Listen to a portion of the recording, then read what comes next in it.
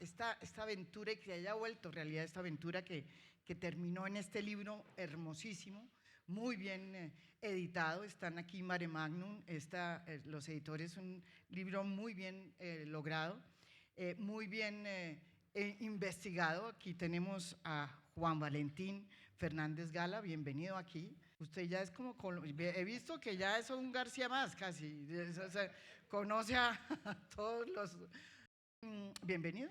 Muchísimas gracias. Mi mujer y yo estamos haciendo oposiciones para poder ser colombianos de pleno derecho, pero vamos camino de… Él es doctor en medicina y un experto en antropología forense que suena muy impresionante. Suena temible. Sí, suena. Y estamos con Gonzalo García Barcha, un amigo que conozco hace mucho tiempo. No vamos a decir cuánto, ¿no es verdad? Porque si no ya esto se nos vuelve… y yo creo que yo iba a comenzar por Juan Valentín, pero de pronto por Gonzalo. ¿Por qué fue esa insistencia de ustedes en decir, hombre, saquemos adelante este proyecto, y cómo la familia, porque es muy interesante el preámbulo que hace Juan Valentín en este libro, sobre cómo la familia, los amigos, todos empezaron a ayudar a Juan Valentín en un tema que yo creo que para las personas que no conocen tanto a Gabo, pues sí era un tema muy familiar. El mundo de la medicina y la omnipresencia de la medicina y de los médicos en la obra literaria de García Márquez. Hola, buenas tardes, muchas gracias por estar aquí. Bueno, mira, yo creo que la verdad es que no sé, porque nunca nos ponemos de acuerdo para estas cosas, pero yo creo que la familia ya está comenzando o ya está en plena conciencia de que es interesante colaborar con los biógrafos. Gabo y sobre todo mi madre, Mercedes, no solían hablar con gente que estuvieran escribiendo sobre ellos, sobre su vida, sobre su obra. Aunque hubo excepciones, sin duda, pero bueno, era todavía una época en donde había tíos con quien podía hablar Juan Valentín. No es difícil ponernos a hablar a los García. Y bueno, siempre que rememora uno historias de familia, pues está uno evocando la propia biografía de alguna manera, ¿no? Siempre hay curiosidades, siempre hay misterios en esos libros de especialistas sobre Gabo. Siempre salen cosas que uno no sabía sobre la familia, ¿no? Entonces, yo creo que ese es el motivo principal. Yo creo que nos hemos dado cuenta que es interesante y a veces importante hablar de estos temas y conocernos mejor a nosotros mismos. Pues la verdad, cuando uno recorre este libro, que recomiendo porque es no solamente una aventura, sino una cantidad de información nueva que uno recaba de lo que es realmente la cosmogonía de la literatura de García Márquez, uno llega a una frase, Juan, que tú la dices y con la cual yo estoy totalmente de acuerdo, y te la quiero plantear como una introducción y provocación. Tú dices, y realmente uno termina con el libro termina con esa percepción, y es que uno se pregunta si no sería en realidad que había en Gabo un médico frustrado que acabó convertido en escritor, ¿sí? Y que realmente refleja esa obsesión por la medicina y por crear personajes, ¿no?, que pudieran llevar a cabo esas historias de medicina. Lo que hace tan omnipresente el hecho de los médicos en su obra y de la medicina en su obra. Y entonces yo te pregunto, ¿Llegaste a esa conclusión o cómo fue esa aventura? ¿Llegaste a esa conclusión pero la iniciaste de manera distinta o cómo fue ese He camino? oído muchos comentarios de algunos médicos que pensaban si... ¿No se oye bien? ¿Ahora sí? ¿Mejor? Muchos compañeros médicos han comentado la posibilidad de que Gabo fuera realmente un médico frustrado. No comparto en absoluto esta visión. Sí es cierto que durante toda su vida, desde muy pequeño, estuvo bañado en el mundo de la medicina. Su padre era médico homeópata. Y su padre quería que fuese médico también, que de alguna manera él cumpliese el objetivo que él había tenido, ¿no?, de llegar a ser médico. Él intentó iniciar estudios en Cartagena, pero finalmente solo obtuvo un permiso para ejercer como médico homeópata. Y como hacemos a veces, lamentablemente, los padres, que cargamos nuestras propias frustraciones, ¿no?, en la historia personal de nuestros hijos, ¿no? Y algo parecido sucedió aquí. La relación entre Gabo y su padre no fue siempre muy buena, había ciertas tensiones, ¿no? El caso es que a mí me aclaró esta cuestión mucho el saber que durante el bachillerato en Zipaquirá, en el Instituto de Varones, el Liceo de Varones de Zipaquirá, él tuvo un profesor de anatomía que era el doctor Álvaro Gaitán Nieto, que tenía la curiosidad estimulante y superpedagógica de que llevaba a los alumnos a la sala de autopsias. Él era el médico forense de Zipaquirá y entonces cuando había una autopsia invitaba a los alumnos más interesados a que presenciasen aquello. Ni que decir tiene que la mayoría de sus alumnos optaron después por estudiar medicina.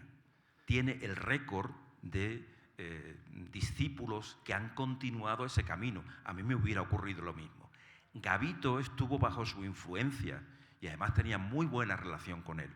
Y sin embargo, para él yo creo que pesaron más las fascinaciones, ¿verdad?, por las letras que los rigores de las leyes de la fisiología.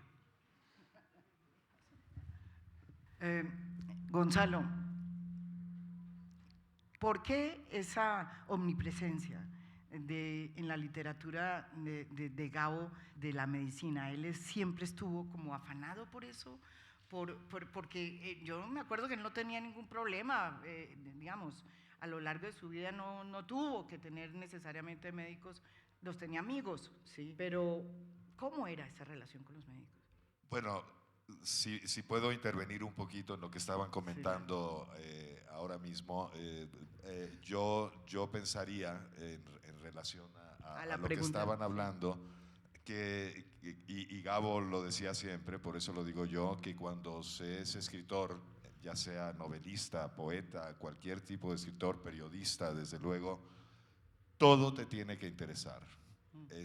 No hay ningún área que resulte aburrida. Yo creo que cuando éramos pequeños, lo único que estaba realmente prohibido en la casa era aburrirse. Papá, estoy aburrido. No, está prohibido estar aburrido. Hay que estar siempre con curiosidad. Tú mencionabas ahora, Juan, la curiosidad. Yo creo que es la curiosidad por todo lo natural y lo sobrenatural que lo llevaba a eso. Y luego, María Jimena, sí, Gabo sí tuvo un historial médico que menciona Juan en el libro. Algunos que eran pues batallitas que él contaba ya cuando era mayor, tuvo una enfermedad. Tú sabes mucho más que yo sobre esto, pero estuvo enfermo en Sucre durante una época y sus amigos de Barranquilla le enviaron una serie de libros que él siempre dijo que resultaron ser claves en su formación como escritor. No sé si era una pulmonía, tal vez, Juan, sí, tuvo una pulmonía. Y luego, bueno, ya con la edad empezó a tener dolencias. Yo creo que era tan hipocondriaco como somos todos, pero hay otro episodio que menciona Juan que a mí me tocó particularmente, y es en relación al tamaño del hígado del latinoamericano promedio en comparación a los, a los hígados de los europeos. Esto que terminó en alguno de sus libros, en la crónica, creo, de una muerte anunciada, le sucedió de verdad a mis padres. Una vez que mi padre escribió 100 años de soledad, fuimos a vivir a España, y no sé por qué motivo fue a ver a un doctor y le sucedió exactamente lo que sucede. El doctor le dijo: uy, señor, usted tiene un hígado que está demasiado grande, yo le doy muy pocos años de vida. Y la verdad es que estaba muy, muy preocupado. Para esta época mi padre no podía tener más de 42, 43, una cosa así. Y bueno, sí hubo unos días de preocupación, hasta que no sé quién le aclaró a mi padre el detalle que en los latinoamericanos tenemos el hígado más grande, que era normal. Y entonces, bueno, sí, entre las curiosidades literarias y su curiosidad literaria, y luego se volvía muy, muy amigo de algunos de sus médicos, fue muy, muy amigos, sobre todo ya cuando era mayor, cuando lo trataban de dolencias serias, digamos, no en todos los casos, pero bueno, ya lo sabemos, los médicos son gente que lee, los médicos son también gente muy curiosa. Y bueno, hay un cierto número de ellos que se volvieron muy, muy cercanos. Sí, yo lo que sí quiero decir es que a pesar de que en la portada, en la cubierta del libro aparece mi nombre, yo estoy convencido de que él debería figurar también, porque no se pueden imaginar la eterna preguntadera a la que le he sometido continuamente, haciéndole para los detalles más nimios. No ha tenido una paciencia. Bueno, sobre todo, bueno, fíjate, cuando yo lo encontré en París, lo primero que le pregunté fue, veo que hay pasajes, escenas clínicas descritas en el libro, como puede ser, por ejemplo, la intoxicación por cianuro que abre el amor en los tiempos del cólera, o como puede ser, por ejemplo, la autopsia que aparece incrustada dentro de Crónica de una muerte anunciada, primera vez en la historia de la literatura universal que un informe de autopsia con la jerga y la estructura canónica propia de un informe de autopsia se introduce como elemento narrativo dentro de una novela, ¿no? O, por ejemplo, el ahorcamiento y el aspecto del cadáver que tenía el médico francés de Macondo, que se suicidó, ¿no? Entonces yo le preguntaba a él, necesariamente alguien tenía que estar detrás sosteniendo la solidez de estas escenas, que estaban magníficamente escritas. Es decir, en concreto, la intoxicación por cianuro, esa intoxicación parece sacada de un libro de toxicología, porque todos los elementos coinciden, ¿eh? Entonces yo le preguntaba a él y él me dijo, mi padre no tenía un médico que le asesorase. Y a mí me hundió en la miseria, porque aquello era mi tesis doctoral. Y digo, ¿y yo ahora qué cuento? Porque mi hipótesis fundamental era esa, ¿no? Gabo tenía una serie de médicos, que encontrémoslo. Y me dijo, mi padre no tenía un médico que le asesorase en estas cuestiones. Mi padre tenía todo un equipo médico a su servicio, a los que llamaba a horas intempestivas, a los que daba la lata de día y de noche, y en donde había psiquiatras, pediatras, reumatólogos, médicos forenses, ¿no? Y les preguntaba, ¿cómo podría yo matar a este personaje, pero que sea una muerte lenta, que me dure 3 capítulos, ¿no? O al contrario, ¿cómo podría yo matar a este otro personaje, pero para que sea una muerte rápida, que podamos enterrarlo casi a pie de página, ¿no? Entonces le pedí a Gonzalo que por favor me dijese el nombre de estas personas. Y empezaron a salir una lista de nombres que son los que realmente sostienen la solvencia científica que hay detrás. Salieron hasta 12 nombres. Y mi trabajo consistió en perseguir como perro tigrero a cada uno de esos individuos para averiguar lo que podíamos sobre ellos, ¿no? Bueno, ¿por qué no hablamos de uno de esos? Que es el que el médico, Gonzalo, ¿se los dio él o no? Los nombres. ¿Barbosa? utilizas... Podemos hablar, no, pero hablemos del de Santiago Nazar. Al de Santiago Nazar. Es no. que la autopsia. Bueno, ¿Quién fue el médico que le dio a Gabo todo el marco forense para poder hacer? Hay un ¿Quién médico fue? que colaboró mucho en ese terreno y fue Danilo Bartolín. Danilo Bartolín fue el médico de Salvador Allende. El doc. Efectivamente, efectivamente. No solamente fue el médico de Salvador Allende, sino que estaba con Salvador Allende el 11 de septiembre de 1973, cuando Pinochet bombardeó el Palacio de la Moneda, ¿no? Y los dos acabaron debajo de la mesa presidencial. Esto me lo contaba el propio Danilo y era escalofriante oírselo contar. Estábamos los dos debajo de la mesa presidencial para poder protegernos de los cascotes que caían del techo. Y el presidente Allende me dijo: Danilo, tú has sido mi amigo más fiel. Si me hieren, pégame un tiro para que muera. Y él le dijo: presidente, usted es el último que tiene que morir aquí. Y finalmente, bueno, todos conocemos esa historia. Bueno, pues Danilo ayudó a construir un poco la autopsia de Santiago Nazar con credibilidad científica, ¿no? Pero lo hicieron en las madrugadas, mientras compartían a lo mejor algunos whiskies. Y eso se nota. ¿Saben por qué? Porque hay gran cantidad de notas de humor dentro de ese informe de autopsia. Como por ejemplo, no les voy a revelar mucho, ¿no? Para que haya un poco de intriga, ¿no? Pero por ejemplo, el peso de cuál debe ser el peso del cerebro, ¿no?, de un inglés medio, dicen que... Bueno, y el de Santiago Nazar parece que pesaba un poco más de esa cantidad, con lo cual el párroco, que es el que hizo la autopsia, concluyó inmediatamente: luego a este chico le esperaba un brillante porvenir. ¿Tú conociste al doc? Yo conocí muy bien al doc, que fue mi doc también durante mucho tiempo, porque realmente pasaba mucho tiempo en casa. Una vez tuve un pequeño accidente al que no le di ninguna importancia.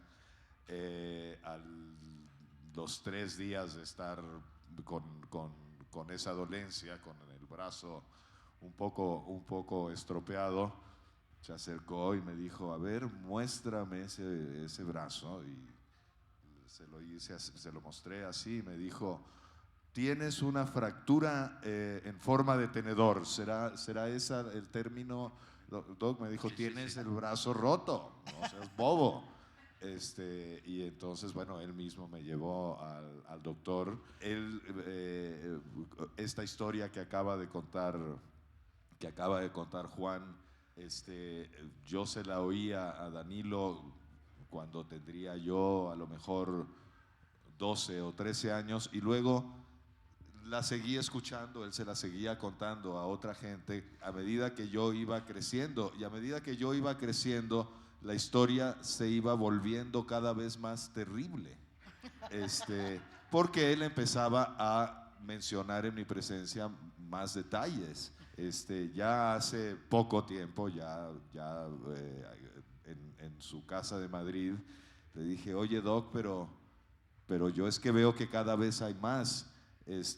Yo no recuerdo que tú me describieras esto así cuando la oí por primera vez. Y me dijo algo que me súper enterneció, que dijo: es que eras muy pequeño. No quería someterme a lo terrible de la historia. Y sí, yo debía tener 11, 12 años. Sí, muy impresionante y muy, muy cercano, sin duda. Pero no fueron los únicos que intervinieron ahí, Juan. Cuéntanos, porque hay otros doctores que intervinieron Sí, en la... el doctor Augusto Fernández Guardiola, que me parece que teníais apartamentos próximos en Cuernavaca, ¿fue? Cuernavaca. Pues también participó, ¿no?, en esa historia. Y creo que su suegro, que también vivía por allí. Así es, que el papá el doco. Danilo era el doc, era el doco. Entonces, muy familiares. Y sí, así es. Así es, ciertamente. Sí. Yo quería entrar en otro episodio que yo creo que es el comienzo como de esta historia, que es la primera novela de Gabo. Cuando Gabo la escribe, pues es como que todavía no sabemos qué iba a pasar con Macondo. Es la primera vez que es la ruta cero para Macondo, la hojarasca. Y su personaje es un médico que ni siquiera tiene nombre, un médico francés, dice que se termina suicidando. Pero esa historia, que yo creo que es una de las historias mejor contadas del libro, yo quisiera, Juan y Gonzalo, que la ambientáramos, porque yo creo que es como la farmacia, la época de las farmacias, ¿no? Mercedes era hija del dueño de la farmacia de Magangué, ¿sí? Y el papá de Gabo era un homeópata famoso y tenía su farmacia. Y esa novela tiene un epicentro en todo lo que es la farmacia Barbosa. Exactamente. ¿Cómo es esto? La farmacia Barbosa está justamente enfrente de la casa de los abuelos de Gabo en Aracataca. Y el doctor Barbosa era un doctor formado en la Universidad del Zulia, en Maracaibo, y que huyó de la dictadura de Juan Vicente Gómez y se instaló primero en Orihueca, después en Guacamayal y finalmente acabó en Aracataca. Y allí instaló su consulta con farmacia, porque entonces podían los médicos tener una farmacia donde pues atendían al paciente, recetaban las medicinas y en la propia casa del médico se podían comprar los remedios oportunos, ¿no? Y entonces, pues el doctor Barbosa, bueno, sabemos que detrás del médico francés de Macondo está el doctor Barbosa. Esto no ha sido un hallazgo mío, sino que ya Gerald Martin y Tasso Saldívar también lo mencionan, y sobre todo lo menciona el propio Gabo en Vivir para contarla, ¿no? Bueno, el doctor Barbosa estuvo siempre rodeado de un enorme terror para el niño Gabito, que entonces tendría pues 5 o 6 años, ¿no? Y es que en una ocasión el doctor Barbosa pasaba largos periodos depresivos, en donde pasaba largo tiempo pues tumbado en la hamaca mirando el techo, ¿no? Y la esposa tenía a veces que decir, cuando venía algún paciente, no, el doctor Barbosa en este momento no está, venga usted en otro momento y tal. Exactamente tal como sucede con el personaje de la hojarasca, es un calco perfecto. Por si eso fuera poco, cuando en Vivir para contarla describe al doctor Barbosa, dice que tenía los ojos amarillos, exactamente igual que ocurre con el médico de la hojarasca, que también tiene los ojos amarillos, ¿no? El caso es que ese médico estaba siempre ligado a los terrores infantiles más fuertes de Gabo. Primero porque le impactaba asomarse a la ventana de la botica y verlo en ese estado de depresión profunda, ¿no?, balanceándose en la hamaca y mirando al techo. Y con sus compañeros de escuela a veces tenían la costumbre que al salir de la escuela Montessori se asomaban a la ventana para espiar al doctor Barbosa. Tanto es así que en una ocasión se encontraron con los propios ojos amarillos del doctor Barbosa, que ya estaba molesto de aquella indiscreción, ¿no? Pero por si eso fuera poco, un día que regresaban de la escuela decidieron todos juntos saltar la cerca del patio del doctor Barbosa para robarle unos mangos. Y así hicieron. Pero en ese momento el doctor Barbosa abrió la puerta del retrete y salió amarrándose los pantalones. Y sorprendió a los niños robándole los mangos. Todos sus compañeros salieron ágilmente, saltaron los portillos y las tapias, y el propio Gabo, el Gabo se quedó absolutamente aterrorizado, paralizado de terror, con los mangos en la mano, sin saber si ir para adelante o si ir para atrás. Y se le acercó el doctor Barbosa con sus terribles ojos amarillos y le dijo: ¿y usted qué? ¿Un raterito de patio? Y a Gabo se le cayeron los mangos, ¿no? Y entonces cuando pudo salir corriendo de allí. Desde entonces, cada vez que veía al boticario, se agarraba a los pantalones de su abuelo, porque le parecía un ser terrible, ¿no? Y creo que esa imagen infantil de alguna manera la ha volcado en el personaje del médico francés de Macondo, porque es un personaje realmente profundamente depresivo, un personaje terrible, ¿no? Cuando en realidad el doctor Barbosa no fue así, era un hombre profundamente comprometido con la comunidad, ¿no? Era un venezolano que además acogía a otros refugiados venezolanos y funcionaba su casa como estafeta de correo cuando los venezolanos que emigraban no tenían todavía domicilio fijo. Y además le hizo un gran favor a Gabo, y es que su padre, Gabriel Eligio, estaba tremendamente preocupado porque decía que era un niño muy mentiroso, en el sentido de que tomaba las anécdotas del pueblo, las contaba de nuevo, pero exagerándolas, ¿no? Al abuelo le divertía aquello tremendamente. Y al padre le exasperaba aquello tremendamente, porque decía, tengo un hijo mentiroso. Y una vez se lo consultó al doctor Barbosa. Le dijo, mire, este niño que no deja de mentir. Y el doctor Barbosa fue el primero en romper una lanza a su favor y le dijo, no se preocupe, eso es signo de un gran talento. Esto lo cuenta en Vivir para contarla y es una especie como de agradecimiento profundo, ¿verdad? A aquel doctor Barbosa que tan mal fue tratado después en la imagen de un médico tan terrible, ¿no? Y tan paranoico como el que nos muestran allí. Gonzalo, hablando de eso, contábamos anoche, creo, cómo Mercedes fue, porque también Mercedes es un personaje que está por ahí también, y además la recordamos mucho también a Mercedes, pero ella va también, antes de morir, va a Magangué, va a los lugares donde pasa todo esto. ¿Qué puedes decir de lo que fue ese viaje? ¿Y qué recuerdas tú de tu abuelo, de tu bisabuelo? O sea, ¿cómo son esas memorias? Bueno, desde luego la hojarasca, por eso es tan interesante para mí el libro de Juan. Conozco muy pocas claves de esos libros tempranos de Gabo. A medida que fueron pasando los años, pues uno veía que los libros en realidad eran de alguna manera una transcripción poética de lo que le estaba sucediendo a Gabo o de recuerdos de Gabo. Ahora que estabas hablando, Juan, pienso en otra función de la literatura, que es el exorcismo, ¿no? de los miedos. Gabo, que fue una persona, yo creo que muy valiente, yo no soy el que lo dice, siempre se me ha descrito a mi padre como una persona muy valiente en su profesión de periodista, en sus opiniones, en la manera en que hablaba, etcétera, etcétera.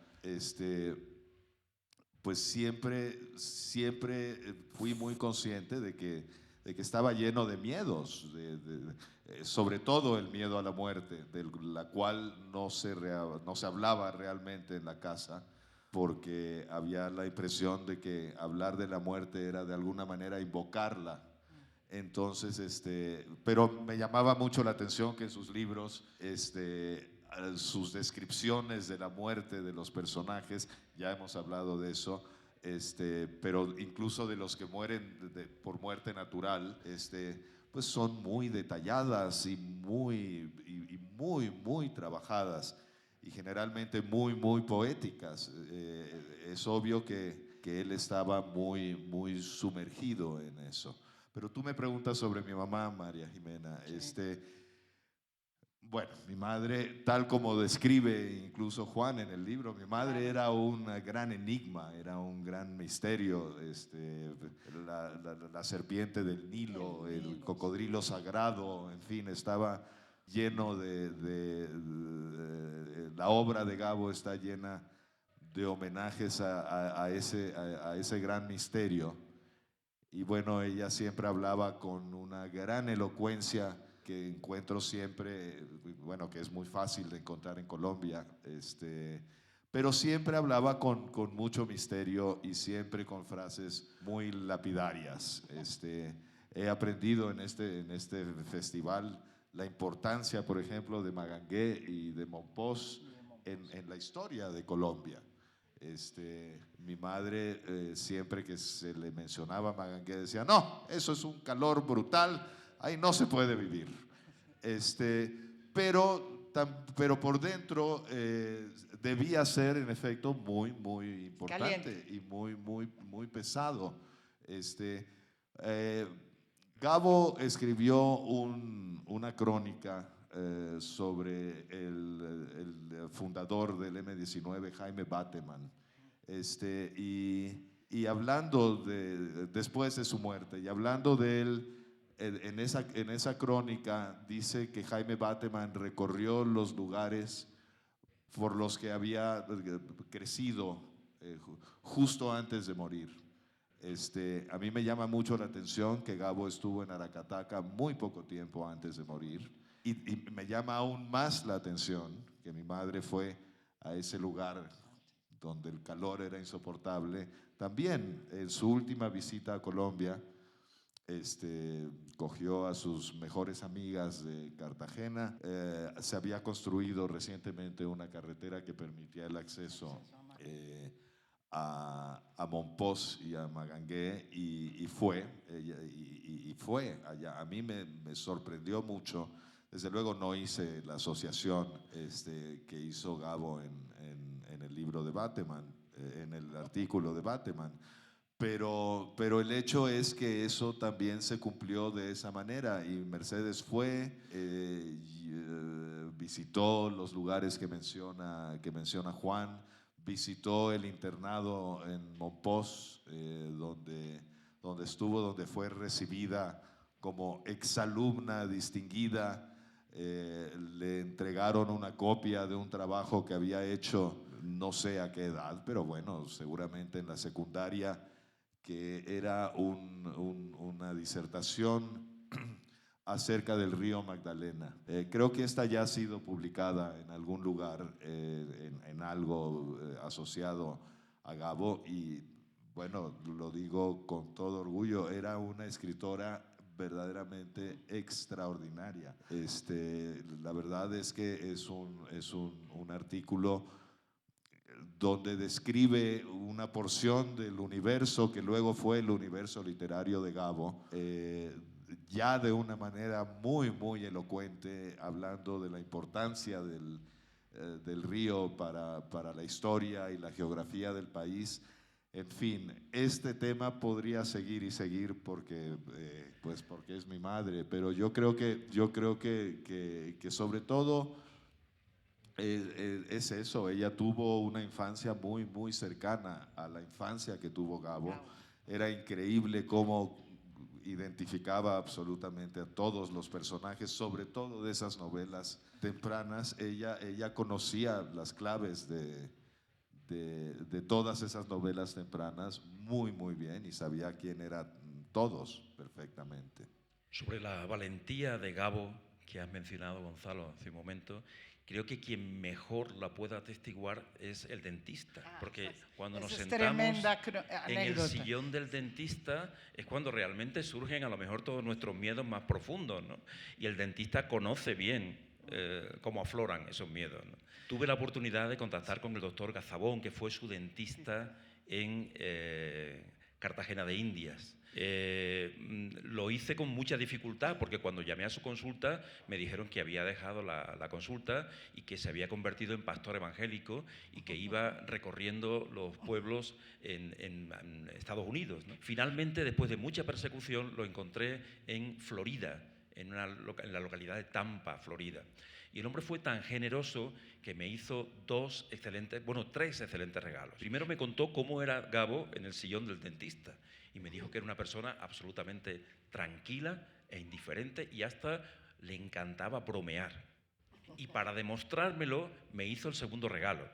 El segundo regalo es un formulario, una especie de historia clínica en donde, mientras estamos en la sala de espera, pues el dentista nos pide que pongamos algunos datos, nuestro nombre, el teléfono, la residencia y cuál es la compañía de seguros y tal. Y él lo rellenó estando en la consulta del dentista y con una molestia evidente, porque iría, ¿verdad?, porque tendría alguna molestia dental, lo rellenó con un sentido del mamagallo tremendo, mamando gallo absolutamente.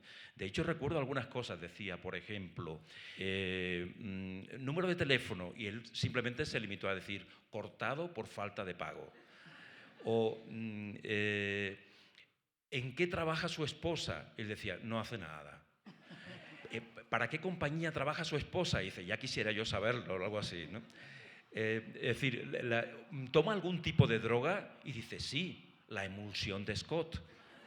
Es decir, todo fue... Y entonces eso de alguna manera demuestra que alguien que acude a la consulta del dentista, que siempre es de alguna manera pues una tortura, pues es capaz de hacerlo con un sentimiento, ¿verdad?, humorístico y de buen humor. Y el tercer regalo, que yo no sé si contarlo aquí, porque me parece un poco fuerte, pero como hemos creado un clima de bastante confianza, me voy a animar a hacerlo.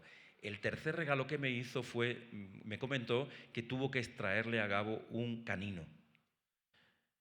Como saben, generalmente los dentistas cuando extraen piezas dentarias después se deshacen de ellas, ¿no? Pero claro, Gabo era ya un personaje muy célebre, había recibido el premio Nobel. Y entonces el doctor Gazabón miraba el canino y decía, ¿cómo voy a tirar yo el canino de un Nobel, ¿no? Así que decidió engastarlo en oro y lo conserva todavía engastado en oro. Es decir, que aunque todos veneramos y recordamos, ¿verdad?, a Gabo en el monasterio de la Merced, ¿verdad?, allí es donde están sus cenizas y bueno, está también la memoria y el gran recuerdo que tenemos de él. Siempre decimos que Macondo es universal, pero Gabo también lo es porque una parte está ahí, pero hay otra en Tampa, Florida. Bueno, pero vámonos a otro mundo, a otra parte. Vamos a París, que es yo creo que el escenario donde se hace otra novela temprana, El coronel no tiene quien le escriba. Y ahí también volvemos a tener otra presencia que yo creo que es el médico que más le costó a usted. Acá tuteamos, pero ya veo que usted dice hasta mamar gallo y yo estoy ya aterrada.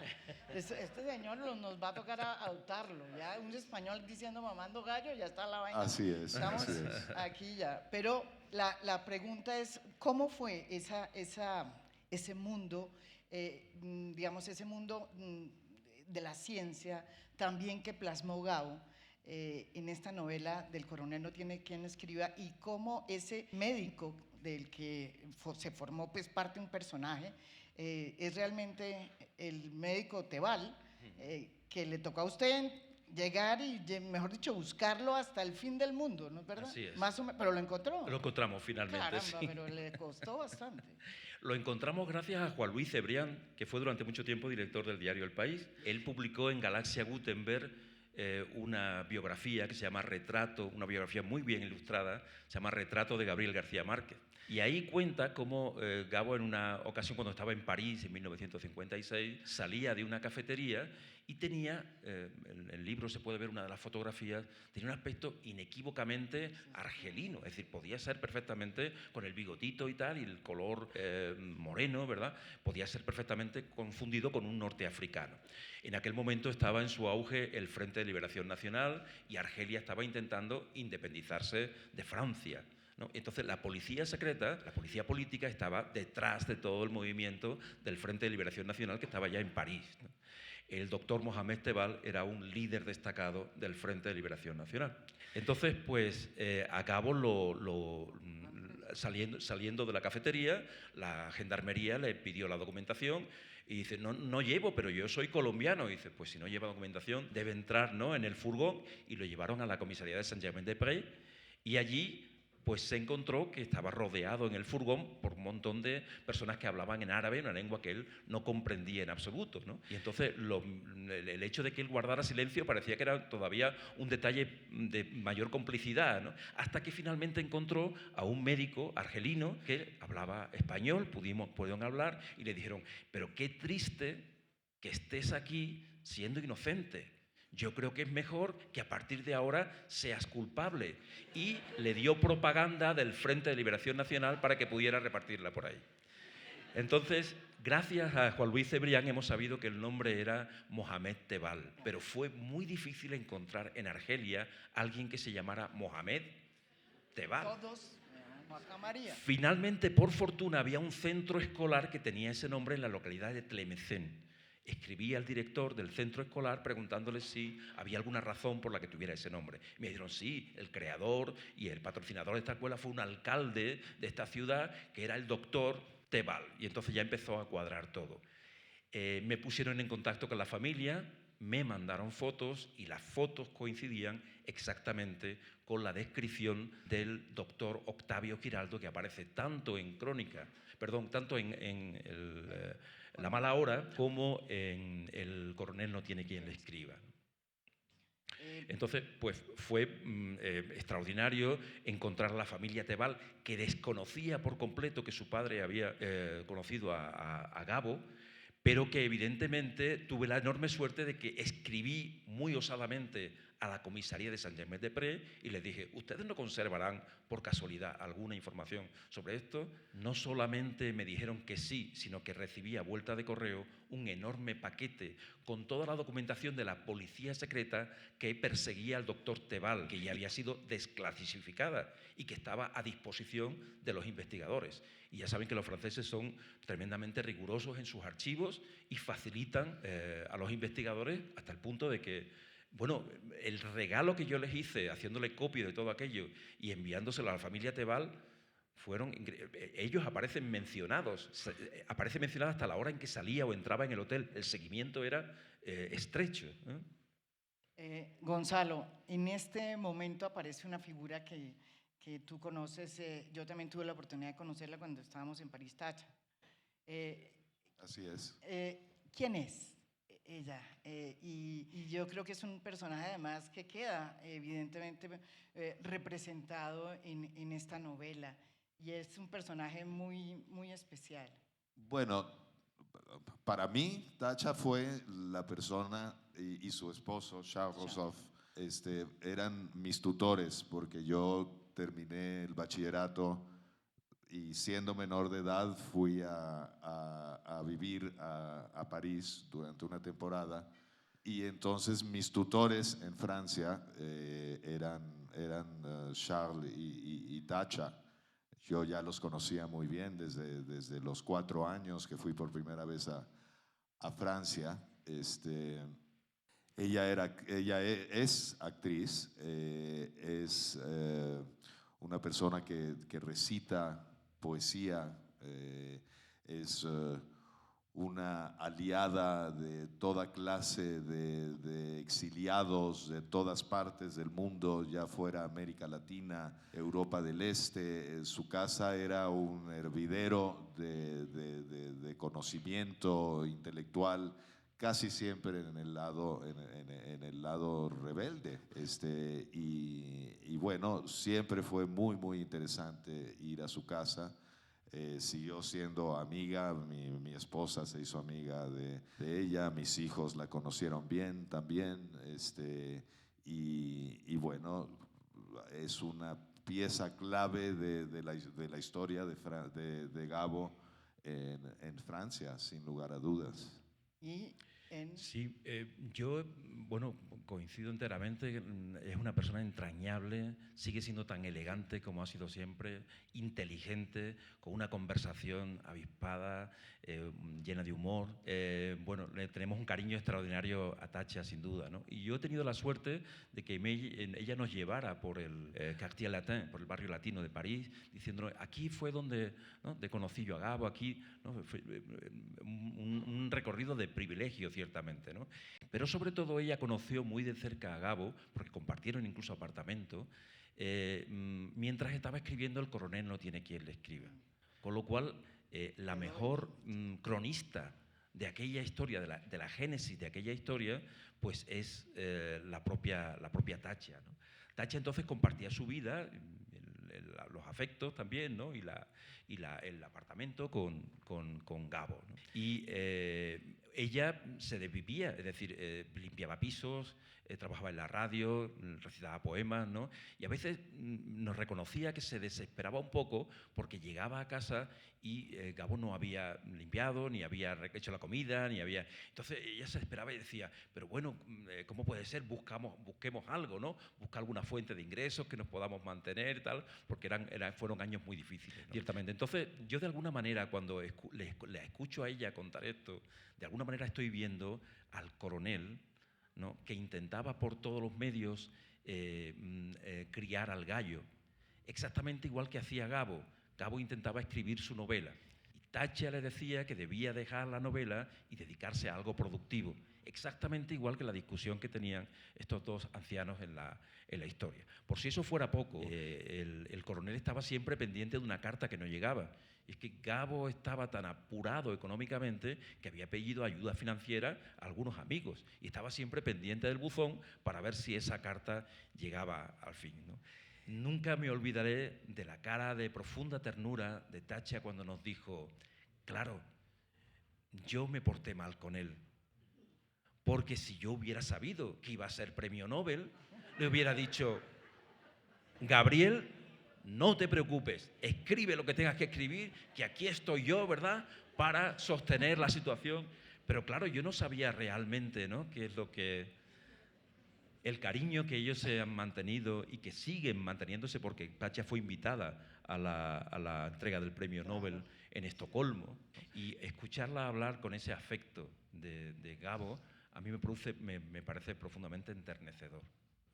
Como me toca ir acortando, porque aquí Sí. nos podemos seguir, pues seguir y seguir echando aquí carreta, que llamamos. Pero yo quiero llegar a un punto que es, yo creo que también muy importante y que es clave también en el libro y que tiene que ver con esa omnipresencia de la ciencia, de los médicos en la novela de amor, yo digo, Los años del cólera. Ahora se me olvidó, el amor, caramba, el amor en los tiempos del cólera, el amor en los tiempos del cólera. Esa novela que además habla del olor a las almendras y en fin, todas, que es el título. Además, ¿ustedes qué creen? Acá tenemos todo, acá los vamos a meterlos ustedes no solamente en esta aventura, sino también en los olores que produce. Creo que hay por aquí, hay una especie de, sí, eso tienes... Aquí vamos a pasarles bueno, a ustedes. Veo que algunas personas en Colombia no conocen bien el olor a almendras amargas. A las almendras amargas. Que parece más bien un árbol más de tipo europeo. Como me he encontrado con algunas personas que no han percibido nunca ese olor, Es que es europeo. le van a pasar unos frascos que contienen el olor de las almendras amargas. Ese es el olor que había en la habitación de Jeremías de Santamur cuando el doctor Juvenal Urbino entró y se lo encontró muerto. Se había intoxicado con cianuro y el cianuro desprende típicamente un olor que se caracteriza porque recuerda a las almendras amargas. Ese sería entonces el primer párrafo del primer capítulo de El amor en los tiempos del cólera. Y tenemos también el final de El amor en los tiempos del cólera. No sé si recuerdan. ¿No? ¿No la cuento? Al final, perfecto, muy bien. Es al final, Ok, Pero perfecto. ya todos, si nos hemos leído, ya sabemos cómo termina el final. Entonces ya cuéntala. Muy bien, muy bien. Caramba, ya. ¿Nos lanzamos? Ya. Bueno, pues Sí. si ese es el principio de la novela del amor en los tiempos del cólera, que yo creo que es la mejor historia sobre la ternura que puede existir en la historia de la literatura universal. Es decir, generalmente cuando pensamos en el amor, ¿verdad?, pensamos en el amor juvenil, lleno de sensualidad, ¿no?, y de cuerpos jóvenes. Pocas veces pensamos en el amor en la serenidad. Está magistralmente descrito con un respeto y también con una sensualidad extraordinaria ahí, ¿no? El amor de dos personas que se encuentran en la ancianidad. No sé si recuerdan cuál fue el último párrafo. Si el primer fue Las almendras amargas, hoy les vamos a regalar esta tarde el primer párrafo y el último párrafo. Ahí están circulando las almendras amargas. Pueden incluso, si quieren, meter el dedo para percibirlo mejor. Únicamente aquellas personas que tengan alergia a los frutos secos, no recomiendo que introduzcan el dedo, se limiten a olerlo, pero los demás pueden perfectamente introducir el dedo. Y el último párrafo, ¿alguien lo recuerda? El último párrafo de esa novela. A ver. ¿Alguien se anima? Allá. En el barco, van en el Efectivamente, en el buque, exactamente, Eso. en el buque Nueva Fidelidad, Florentino Ariza y Fermina Daza, que se han reencontrado y han reencontrado ese amor que tenían, y entonces a Florentino se le ocurre una idea brillante. Para que aquel instante dure eternamente, colocan la bandera amarilla de cuarentena, que indica alguna enfermedad contagiosa a bordo. Y el capitán del barco le dice, pero ¿hasta cuándo vamos a estar en este ir y venir del carajo? Y el Florentino Ariza le contesta, para siempre. Probablemente había que preguntarse también durante cuánto tiempo o por cuánto tiempo va a estar el Centro Gabo y la Fundación Gabo trabajando, ¿verdad? La fundación. O cuánto tiempo va a estar María Jimena No, yo no. luchando con esa valentía extraordinaria que siempre le ha caracterizado, ¿verdad? Pues... Bueno, muchas gracias, pero yo quiero terminar con Gonzalo, porque precisamente el amor en los tiempos del cólera. El amor en los tiempos del cólera tiene, miren la bandera, tiene a un personaje que yo creo que es uno de los grandes personajes que tiene que ver precisamente con esa omnipresencia de los médicos, que es Juvenal Urbino. Yo quiero preguntarle a Gonzalo, que fue el que le entregó los nombres de esos médicos, ¿cómo fue que Gabo, de dónde sacó Gabo ese personaje? Son varios médicos que le sirvieron a Gabo para ir armando este personaje, que es un personaje, es el médico prestante de Cartagena. Así es. Yo creo que el doctor Juvenal Urbino tiene mucho de Gabo, como muchos personajes protagonistas, de la misma forma en que Florentino Ariza también es muy Gabo. Eso creo que es otra de las trampas de la literatura. Los personajes tienden a ser compuestos. Esto es un término farmacéutico, ¿verdad? Sí. Terminan siendo compuestos por varios personajes, y yo creo que tanto Juvenal Urbino como Florentino Ariza tienen mucho, como menciona Juan en el libro, tienen mucho de mi abuelo Gabriel Eligio. Florentino Ariza tocaba el violín, como tocaba el violín para enamorar a mi abuela, el abuelo Gabriel Eligio.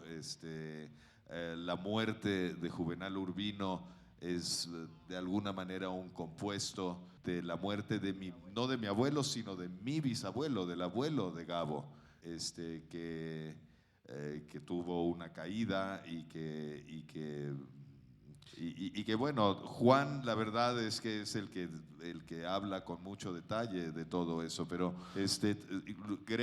según he leído en el libro de Juan, que presentamos el día de hoy, es un compuesto de muchos médicos que conoció Gabo a lo largo de la vida, ¿no?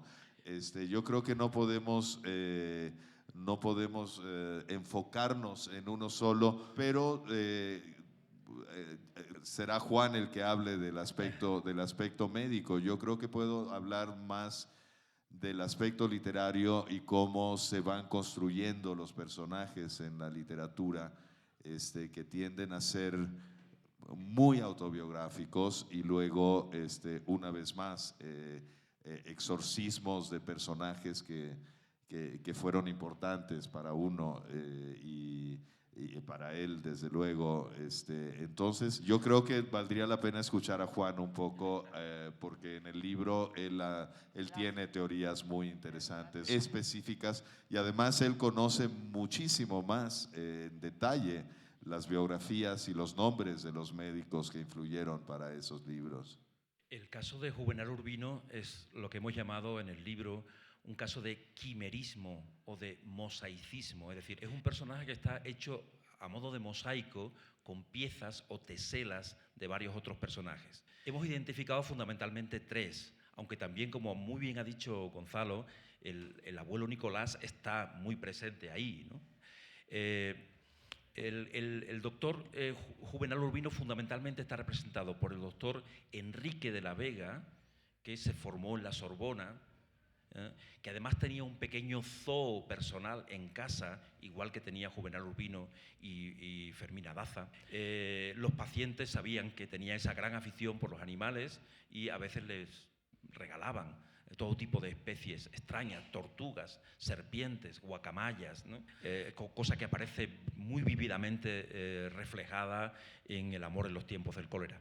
Está también el doctor Napoleón Franco Pareja, que fue cirujano en Cartagena de Indias mucho tiempo. De él tomó Gabo algunos detalles curiosos, por ejemplo, el detalle de la afición a la limonada mientras leía debajo de un mango. Y también otro detalle muy curioso que plasmó tal cual literalmente, que era su aversión a las bañeras. El doctor Franco Pareja y el doctor Juvenal Urbino decían que no era higiénico bañarse en una bañera, que era preferible la regadera, porque en la bañera uno se baña en su propia inmundicia diluida en el agua, ¿no?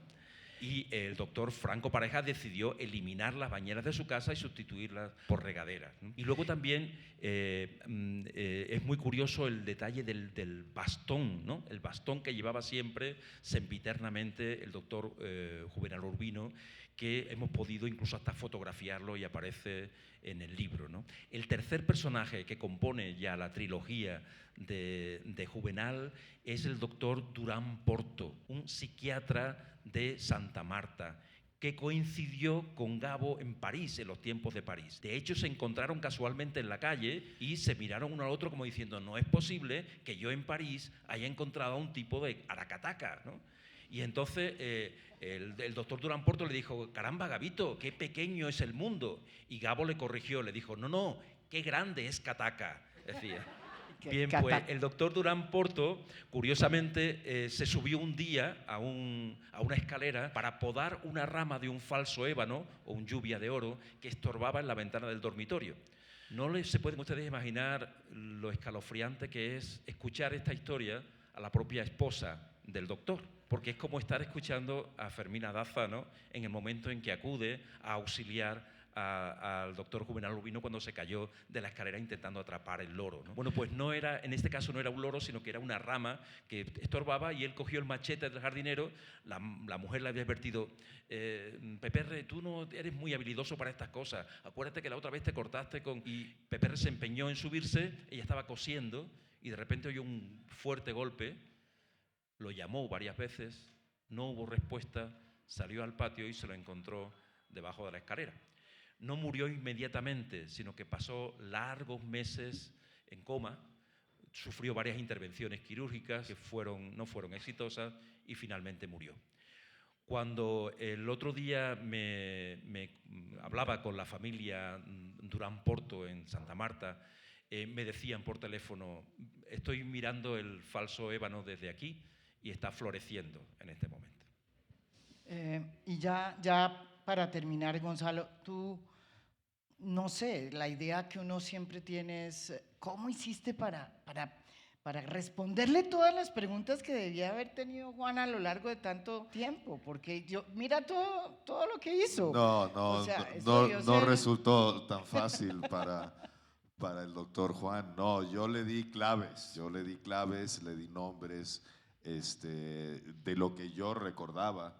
Él tuvo que reconstruir todo lo de la época que yo no conocía. Entonces, no, él es muy generoso diciendo que yo contribuí de una manera muy, muy grande en el libro. Pero no, yo un poco como que es el estilo de la casa y de la familia. O sea, va uno soltando pequeñas claves y luego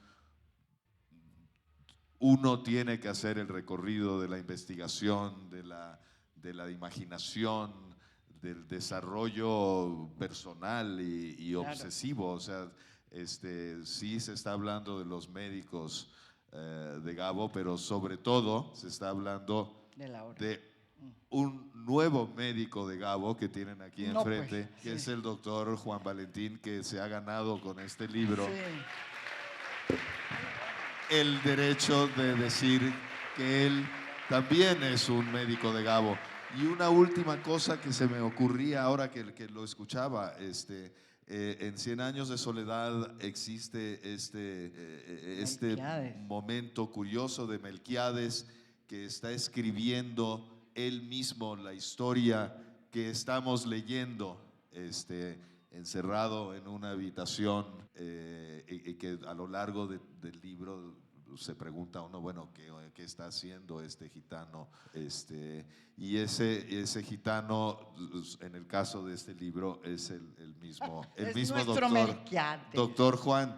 De la misma manera en que Melquiades también es Gabo en el libro, que está escribiendo el libro que ustedes están leyendo. Es un poco como, y sale en el libro de Juan, como el hombre de la avena cuáquer, que es muy, muy popular aquí en Colombia, que es algo que se está comiendo la cola de alguna manera y que es muy, muy mágico. No, esto es realmente, muchas gracias, Gonzalo. No me contaste si algo de lo que descubrió aquí el doctor Juan te sorprendió a ti, que no supieras. Muchísimo, la gran mayoría de lo que hay en el libro me sorprendió porque yo no... Primero, esto es una tesis doctoral, yo no soy un lector de tesis doctorales, soy editor de libros, me interesa mucho el formato, me interesa mucho la manera en que se escribe, me interesó mucho cómo se escribe una tesis doctoral, pues yo de milagro tengo una licenciatura para la cual no tuve que escribir una tesis. Entonces, pues bueno, para mí ha sido muy, muy interesante ver cómo se hace este libro. Pues les agradezco y si quieren, compren el libro y pueden además esperar a que el doctor les firme el libro, que me parece que Estaré eso encantado. es lo mínimo que hay que hacer. Muchísimas gracias.